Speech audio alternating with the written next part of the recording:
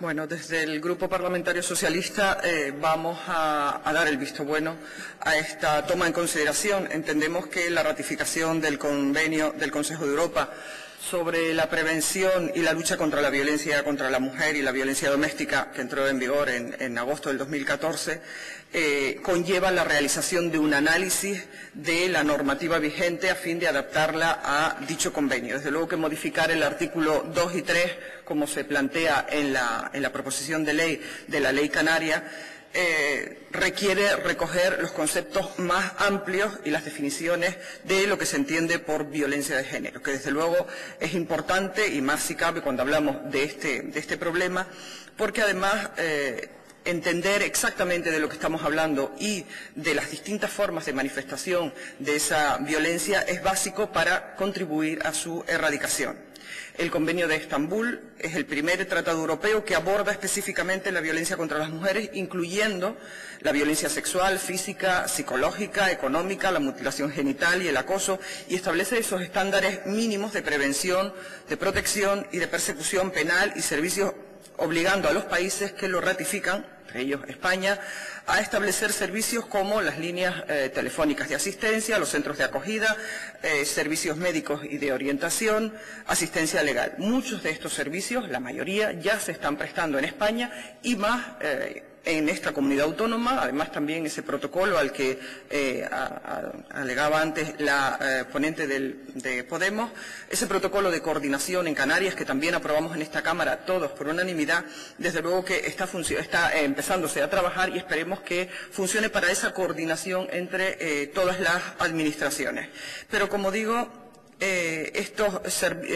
servicios y la aplicación del Convenio de Estambul se hace absolutamente necesario plasmarlo en la Ley Canaria. Pero además, en la definición del concepto, será un debate que se generará en el proceso de tramitación de esta proposición de ley y entre todos los grupos políticos, además, escuchando la clase de Derecho Penal del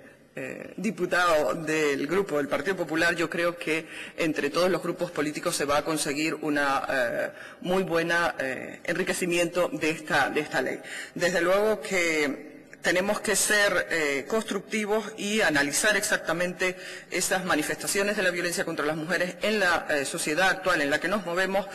para detectarlas, esas formas desde las más claras y contundentes hasta las más sutiles y difíciles de identificar, cumpliendo así con ese tratado marco.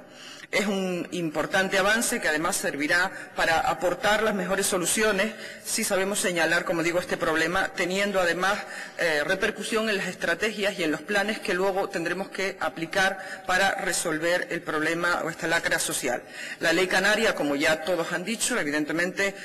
ha sido una herramienta importante para la lucha contra la violencia de género y contra la discriminación de la mujer. Desde su entrada en vigor se puso en marcha y su engranaje ha funcionado, se han aprobado planes insulares de los que hemos hablado aquí también y esas estrategias que han permitido contar hoy en día con una red en toda Canarias que ha puesto en funcionamiento el Gobierno de Canarias, que hoy desde el Instituto Canario de Igualdad se intenta mejorar y desde luego que atienda o cubra toda la demanda de los servicios de atención a las mujeres víctimas de violencia, pero yo creo que tanto la ley del 2003 en Canarias como la ley orgánica del 2004 a nivel estatal vinieron a marcar un antes y un después en el problema o la lucha contra la violencia de género, porque han venido a visibilizar e identificar las causas de este problema. Ha pasado de ser un problema privado de un asunto doméstico o de un asunto entre dos personas, entre un hombre y una mujer, a ser un asunto público, en el que todas las administraciones públicas se han implicado y, por tanto, obligados todos a buscar soluciones.